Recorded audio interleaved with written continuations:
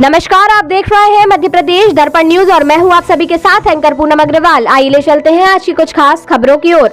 मध्य प्रदेश अजाक्स के आह्वान पर जिला शाखा रायसेन अजाक्स द्वारा 25 सूत्री मांगों को लेकर निकाली रैली, दिया मुख्यमंत्री के नाम ज्ञापन। जी हां, अजाक्स जिला अध्यक्ष एल बरगेले के नेतृत्व में 25 सूत्री मांगों को लेकर अनुसूचित जाति जनजाति वर्ग अधिकारी कर्मचारी शासकीय उच्चतर माध्यमिक विद्यालय प्रांगण में एकत्रित होकर विशाल रैली के माध्यम से कलेक्टर परिसर पहुंचे और संभागीय अध्यक्ष धनवाल द्वारा 25 सूत्री मांगों के ज्ञापन का वाचन कर मुख्यमंत्री के नाम कलेक्टर महोदय को अपना मांग पत्र ज्ञापन सौंपा गया, जिसमें मुख्य रूप से अजाक्स के संभागीय अध्यक्ष धनवाल जी उपस्थित रहे।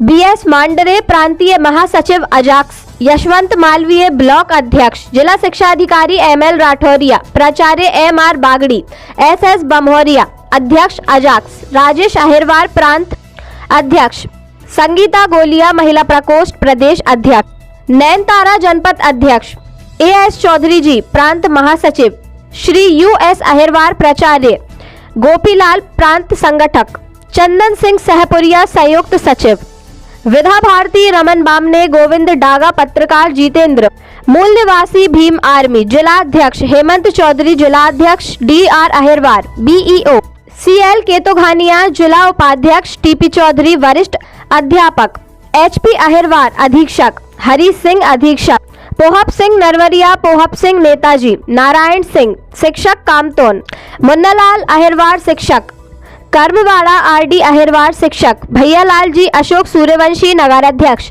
श्री देवेंद्र मांडरे, लखनपाल नारायण सिंह शिक्षक, मोहर दुर्गेश सिंह, एडवोकेट रणधीर चौधरी पार्षद हरियाणा, नाकेदार परशोत्तम सिंह, सुनील अहिरवार, भानु प्रताप, रामकुमार भानकुमार, वकील सुनील, गोविंद पुरुषोत्तम, सौरभ, लक्ष्मण, सोनू, अमित, मुकेश, संजय लाल, मुकुट तथा रायसेन जिले के समस्त ब्लॉकों के अन्य सामाजिक संगठनों के पदाधिकारी व अजाक्स के सभी सम्मानीय जनों की गरिमामय उपस्थिति रही।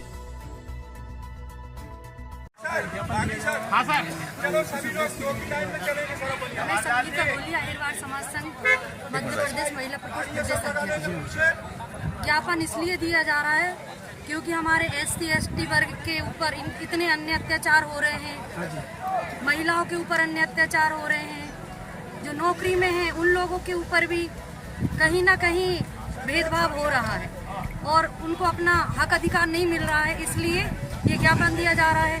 कुछ समय पहले करणी सेना के लोगों ने प्रदेश के मुखिया तक को गाली दी है, तो हमारी और आपकी कोई औकात नहीं है।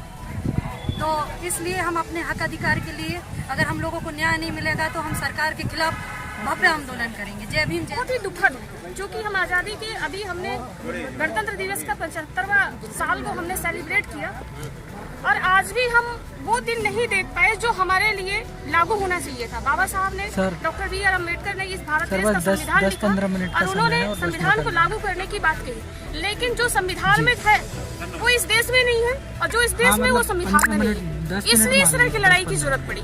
और बाबा साहब समता, स्वतंत्रता, न्याय और बंधुत्व की भावना की बात करते थे और उनको सबको भागीदारी की, जब जिसकी जितना संख्या भारी है उसको उतनी हिस्सेदारी मिलनी चाहिए इस देश में, चाहे वो नौकरी में हो, व्यापार में हो, रोजगार में हो, पढ़ाई लिखाई में हो, फिर किसी भी जगह पर हो।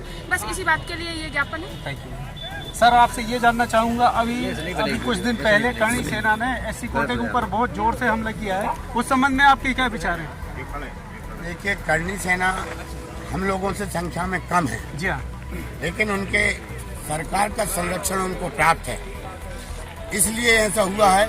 इसके बावजूद भी हमारे लोग जागने का काम नहीं कर रहे हैं। हम जगाने का प्रयास कर रहे हैं कि टिट फॉर टेट, जैसे को तैसा एकजुट होकर के उसका मुकाबला करना चाहिए। और इस समय सबसे बड़ी बेरोजगारी हमारी युवा पीढ़ी है, वो शासकीय सेवा से वंचित है, प्राइवेट निजीकरण का सरकार ने कर दिया गया है और आने वाले भविष्य में यदि हम लोगों ने एकता नहीं दिखाई अनुसूचित जाति और जनजाति के, तो ये मान के चलें कि बहुत दुर्दशा होगी। जैसा कि हमारे पूर्व वक्ताओं ने बताया है, हमें एकजुट होकर के बाबा साहब के आदर्शों पर चलना उनके विचारों को ग्रहण करने की आवश्यकता है। सर मैं आपसे जानना चाहूँगा कितने बिंदुओं पर आप ज्ञापन दिया जा रहा है? मतलब कलेक्टर महोदय को आज अजाक्स के द्वारा 25 बिंदुओं पर ज्ञापन देने की तैयारी हमारी जो लिखित रूप में है वो हम कलेक्टर महोदय को ज्ञापन के रूप में सौंपने की तैयारी में यहाँ से रैली के माध्यम से कलेक्टर भवन के लिए अभी रवाना होंगे। और उन बिंदुओं में आप जो लिखित रवाना होंगे और उन बिंदुओं में आप जो लिखित में है पढ़ लेंगे, लेकिन मुख्य रूप से हमने कुछ खास बिंदु हैं कि हमारी जो अजाक्स के जितने भी अधिकारी कर्मचारी हैं उन आपने देखा होगा कि जमुई मैदान में जो आंदोलन कर आरक्षण और इलेक्ट्रिसिटी एक्ट को खत्म करने की बात की थी और उनका कहना था कि आरक्षण को आर्थिक आधार पर किया जाए। हमारा ऐसा मानना है कि जो भेदभाव होता है वो जातिगत आधार पर भेदभाव होता है, आर्थिक आधार पर भेदभाव नहीं होता है। तो आर्थिक आधार पर आरक्षण क्यों? जातिगत आधार पर जाति का दंश हम लोग झेलते हैं, इसलिए आरक्षण जाति। तो आप लोग चाहते हैं कि जातियां खत्म की जाए? वो लोग जातियां खत्म करने की बात नहीं करेंगे, लेकिन हम जातियां खत्म करने की बात इसलिए करेंगे क्योंकि जाति ही एक वो जहर है। देखो बीमारी खत्म नहीं करना चाहते हैं, वो दवाई को खत्म करना चाहते हैं। जाति एक बीमारी है और आरक्षण उसकी दवा है। अगर हम डायरेक्ट बीमारी को खत्म कर दें तो दवा की आवश्यकता ही नहीं पड़ेगी। और आरक्षण एक ऐसा पंछी है जो जाति रूपी पेड़ पर बैठा है। जिस दिन ये जाति रूपी पेड़ कट जाएगा, आरक्षण नामक पंछी खुद ब खुद उड़ जाएगा। वो जाति इसलिए खत्म नहीं करना चाहते क्योंकि जातियां उनको उच्च वर्ण का दर्शाती है। थैंक यू, धन्यवाद। इस संबंध में आप हो गया। आज रायपुर मुख्यालय जिले के सिपाही द्वारा एक 22 की मांगों को लेकर ज्ञापन दिया जा रहा है। आरक्षण किस तरीके से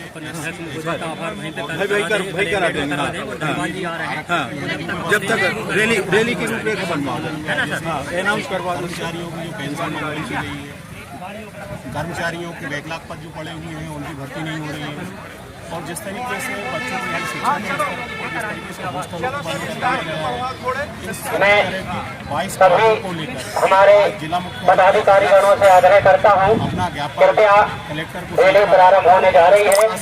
आप अपने अपने जो वाहन हैं कृपया उनको सुव्यवस्थित कर लें जैसे कि हम रैली को प्रारंभ कर सकें।